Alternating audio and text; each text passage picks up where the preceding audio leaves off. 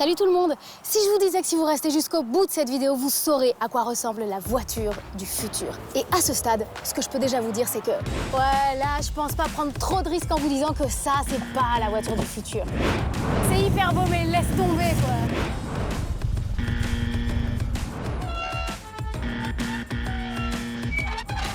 Moi, SUV électrique, bah, c'est peut-être ça la voiture du futur. Allez, go!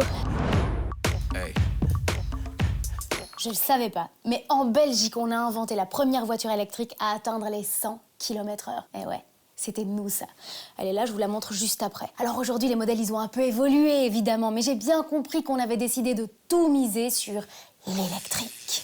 Quand on aura les moyens de les charger. C'est trop cher? Oui. Et parfois, moi aussi, je me demande si on n'est pas en train de se planter.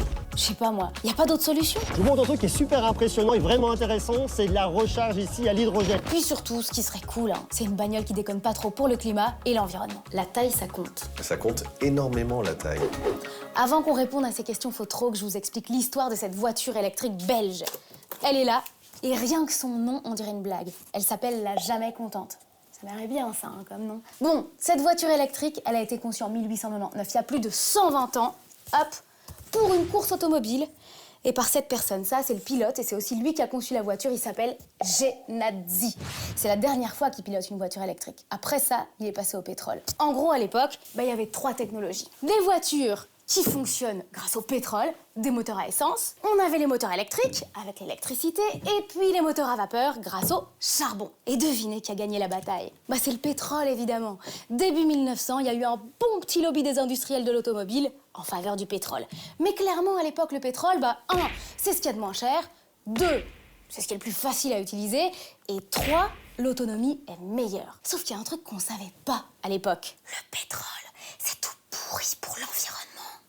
Mais ouais, ça réchauffe le climat, exage. En Belgique, le transport routier, c'est même 1/5 de notre problème climatique. Alors bon, c'est sûr, il y a beaucoup de camions chez nous, mais il y a aussi 6 millions de voitures pour 9 millions de personnes en âge de conduire. Et sur ces 6 millions de voitures, il y en a 90% qui roulent grâce au pétrole, essence ou diesel. Alors bon, c'est pas non plus étonnant que l'État belge s'attaque à la voiture pour réduire le problème de réchauffement et de pollution. D'ici 2035, on vendra plus de voitures à essence ou au diesel. Décision européenne. T'as rien à dire. Du coup, là, on voit des voitures électriques partout. Sur les affiches, sur les réseaux, peut-être même la pub que vous avez vue juste avant cette vidéo. Alors la question, elle est toute simple. Pour ou contre la voiture électrique? Pour la voiture électrique, oui. Je suis pour. Pour la voiture électrique. On est tous pour. Ah, le monsieur. Je suis contre les voitures électriques. Pour l'instant, contre. Que va-t-on faire avec les batteries? Ça demande beaucoup d'investissement. C'est cher, c'est pas rentable. On voit des pour et du contre. Hein. C'est moins polluant. Pour la pollution. C'est pour l'environnement, en fait. 50-50. On est sur un bilan mitigé pour l'instant. C'est pas une question très intelligente. Je suis pas intelligente, vous dites? Pour à long terme, quand on aura les moyens de les charger. C'est trop cher? Oui. Ni pour ni contre. Ok, vous êtes neutre alors. Pas neutre en carbone. Hein. Ouais, clairement, moi aussi, je me pose des questions. Hein. Est-ce qu'on n'a pas mieux que l'électrique? Cette petite voiture du futur, cette voiture parfaite, elle pourrait rouler à l'eau de mer ou même aux excréments, je vous jure que ça existe.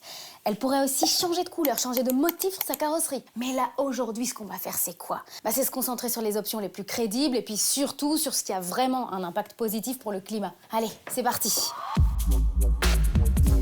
Les biocarburants, ça démarre plutôt bien. On roule plus au pétrole, on utilise des végétaux pour les produire, comme par exemple des betteraves. C'est magnifique, tout est vert, végétal. Sauf qu'en fait, il y a un petit souci. C'est que pour produire ces biocarburants, il faudrait remplacer les champs qu'on utilise aujourd'hui pour se nourrir par des champs pour produire des biocarburants.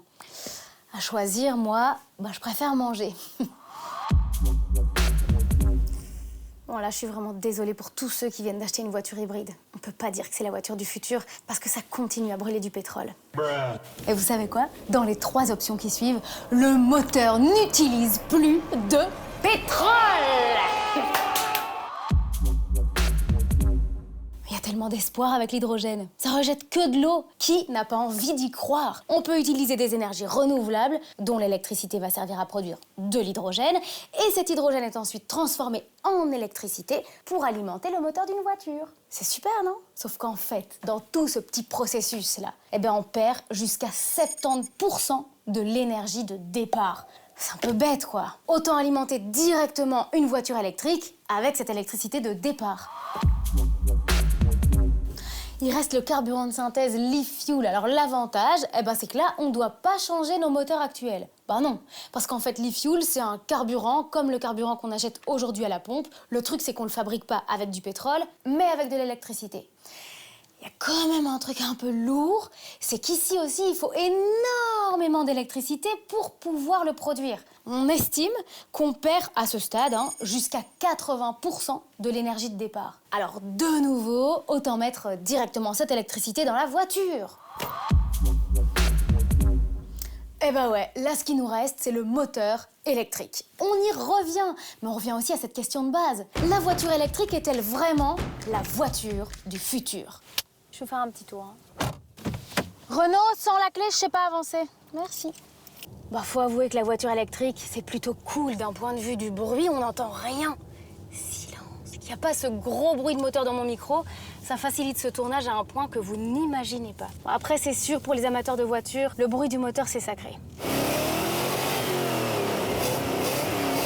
Au-delà de cette question du bruit, d'un point de vue écologique aussi, c'est cool la voiture électrique. Bon, à la fabrication, pas vraiment, on est d'accord. Pour être fabriquée, une voiture électrique, ça va émettre 2 fois plus de CO2 qu'une voiture à pétrole. Mais, et c'est là que ça devient intéressant, sur une durée d'utilisation de 15 ans, une voiture qui va parcourir 225 000 km avec l'électricité qu'on produit ici en Belgique, eh bien ça va permettre de réduire les émissions de CO2 de 62%.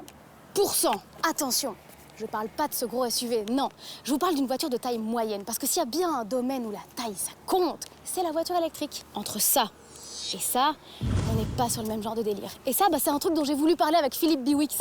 C'est un ingénieur français qui est spécialisé en ressources et que j'avais trop envie de rencontrer. Philippe, en matière de voiture électrique, la taille, ça compte. Ça compte énormément, la taille. Parce qu'en fait, quand on parle d'une voiture électrique, de quel objet parle-t-on? Est-ce qu'on parle d'une voiture électrique de type char d'assaut, le gros SUV qui fait 2 tonnes et qui va pouvoir nous emmener avec 1000 km d'autonomie en vacances, en famille, quand on veut, sans avoir besoin de recharger sur la route? Ou bien est-ce qu'on parle d'un petit véhicule, presque une voiturette, qui pourrait faire 800 ou 1000 kg et qui aurait 250 km d'autonomie et qui permet, grosso modo, de faire à peu près tous les trajets du quotidien? Et bien, entre les deux objets, il y a un rapport de 1 à 10 dans la quantité de batterie qu'on va devoir y installer et derrière, la quantité de lithium ou de nickel, de cobalt, de manganèse, enfin tous ces métaux dont on entend parler et dont on se demande si on va en avoir assez. Si on prend une petite voiture électrique comme celle-là, l'impact environnemental il sera positif à environ 20 000 km. Dans le cas d'un gros SUV, là va plutôt falloir attendre 100 000 km.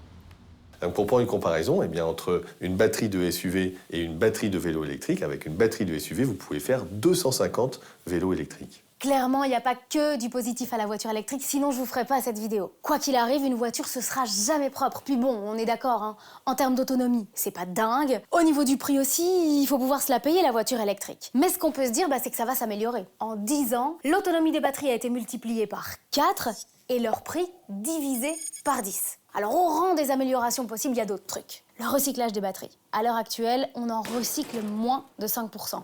Et puis, il y a ce truc sur lequel on tique tous, c'est la quantité de ressources qu'il faut pour toutes ces batteries.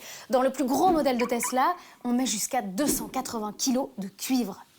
Et cette quantité de ressources, elle amène d'autres questions. Est-ce imaginable de tout remplacer par de l'électrique? Est-ce qu'on n'est pas juste en train de déplacer le problème? Ça, c'est aussi un truc dont j'ai parlé avec Philippe. Est-ce qu'en termes de ressources, c'est jouable aujourd'hui de se dire qu'on remplace toutes les voitures thermiques par des voitures électriques? Eh bien, tout dépend d'abord des voitures qu'on va effectivement fabriquer. Donc, il y a ce rapport de 1 à 10 entre les petites voiturettes et des grosses voitures. Ensuite, est-ce que le parc à remplacer, c'est un parc de 1 milliard de véhicules comme on a aujourd'hui? Ou bien est-ce qu'au contraire, on va aller vers des usages des véhicules qui sont différents, qu'on va pouvoir partager, qu'on va avoir un rapport à la propriété différent, qu'on sera plus nombreux à covoiturer et même à pouvoir faire durer les voitures. Parce qu'aujourd'hui, une voiture, on va peut-être la remplacer au bout de 10 ans, 15 ans, 20 ans maximum. Les moteurs thermiques s'usent, alors que les moteurs électriques, eux, ils sont quasiment increvables. Donc on pourrait tout à fait imaginer d'avoir des voitures qui vont durer bien plus longtemps. Et donc à ce moment-là, de même, la question des ressources, elle sera d'autant moins importante et on pourra d'autant plus facilement, effectivement, passer à une solution un petit peu plus, beaucoup plus électrifiée qu'aujourd'hui. En clair, on sait qu'il faudra moins de voitures. C'est peut-être ça la voiture du futur. Pas de voiture. Et je suis d'accord, c'est un peu radical. Ok. Est-ce que vous vous souvenez de ce que je vous disais tout à l'heure? En Belgique, on est à 6 millions de voitures. Il y a une étude qui a été faite par un cabinet belge qui s'appelle Climact et qui dit que si on veut être neutre en carbone au niveau des transports d'ici 2050, on devrait diviser la quantité de voitures par 3. Non mais bon, j'ai pas dit de diviser 7 voitures par 3. Juste, il faudrait qu'on garde entre 1,6 et 2,5 millions de voitures. Alors franchement, moi je sais pas si c'est possible. Mais ce que je sais, c'est qu'en Belgique, on utilise notre voiture comme des clettes. Une personne, une personne, une personne, 2 personnes. Une là-bas dans la grosse voiture, une là, une là, une là. Comme des clettes. En Belgique, en moyenne, on est 1,4 par voiture. Alors quand on dit qu'il faut diviser le nombre de voitures par 3, c'est peut-être d'abord être un peu plus dans les voitures. Même les toutes petites voitures comme celle-ci. Hein, les copains? On n'est pas bien là? Bah si, méga bien. Non, allez, en vrai, je veux bien sortir Sarah parce que j'ai pas de place. Ce que j'ai appris aussi, c'est qu'il y a 40% des trajets de moins de 5 km qui se font encore en voiture aujourd'hui, en Belgique. Des voitures toujours plus grosses, des tanks, pas comme ce petit rikiki qui est là derrière. Et pendant qu'on est plein à rêver de gros bolides super puissants, il y en a qui testent concrètement ce que c'est une vie sans voiture. Il y a 1 an, pour une grosse émission, Quentin, un journaliste avec lequel on travaille, s'est lancé le défi de passer 21 jours sans voiture. Et ce qu'il m'a expliqué, c'est que ça avait changé sa vie. Je m'appelle Quentin Keupens, je suis journaliste à la base et j'étais censé suivre quelqu'un qui devait arrêter pendant 21 jours la voiture. Et ce qui s'est passé, c'est qu'il m'a plus ou moins planté la veille, donc j'ai dit à la production, je vais le faire. Donc pendant 21 jours, j'ai arrêté la voiture. Suite à cette expérience, j'ai changé mes habitudes, dans le sens où je me suis rendu compte que 60% à peu près de mes trajets au quotidien, donc aller conduire les enfants à l'école, aller faire des courses, etc., concernaient un rayon de maximum 6 à 10 km, ce qui est tout à fait faisable à vélo finalement. Tu veux que je fasse un wheeling, tu veux que... Pour aller faire des courses maintenant, je ne vais plus jamais en voiture. J'ai acheté un vélo cargo dans lequel je peux mettre les courses pour la semaine, plus mes enfants, plus veaux, vaches, cochons, je mets n'importe quoi dans ce truc. Donc voilà, c'est ça qui a changé. Donc oui, il y a une notion écologique, une notion économique, une notion de bien-être, il n'y a rien à faire. J'y gagne parce que je fais du sport, je prends l'air. Et en plus, je passe du temps, notamment avec mes enfants, qui sont super fans d'être dans un petit vélo comme ça, etc. Donc, on gagne en qualité de vie, on a un autre rapport au temps et on profite un peu plus du trajet. Et, attends, j'ai été perturbé parce que je croyais que tu me faisais des signes. Je croyais que tu t'adressais à moi, en fait. Alors aujourd'hui, je garde quand même encore une voiture. Là où j'habite, je ne peux pas me passer de voiture, c'est impossible. Les infrastructures ne sont pas là. Il n'y a pas de piste cyclable, il n'y a rien. Quand même un trajet que je dois faire en voiture parce que je n'ai pas le choix, malheureusement. Et on se rend compte, en faisant cette expérience de supprimer la voiture au profit du vélo, que le vélo peut remplacer, donc comme je disais, 60% des trajets, ce qui est déjà énorme. Bon, alors à quoi elle ressemble cette voiture du futur? Je vous le fais en 3 points. On y va. Point 1, d'abord, c'est moins de voitures, donc plus de marches, de vélos et de transports en commun. 2, des voitures plus petites, plus aérodynamiques. Et 3, des voitures électriques. Alors à l'heure actuelle, on fait des voitures électriques, mais on oublie totalement le fait de faire moins de voitures et encore plus le fait de les faire plus petites et plus aérodynamiques. Alors moi, ce que j'ai envie de retenir de tout ça, c'est quoi? C'est que l'avenir de la voiture, il est électrique. Mais l'avenir de la mobilité, c'est pas la voiture. J'adore cette phrase. Elle est pas de moi. Allez, dites-nous en commentaire si vous pourriez vous passer de voiture. Et puis surtout, likez, partagez et abonnez-vous à la page pour d'autres vidéos. À bientôt. Bisous et puis bonne chance.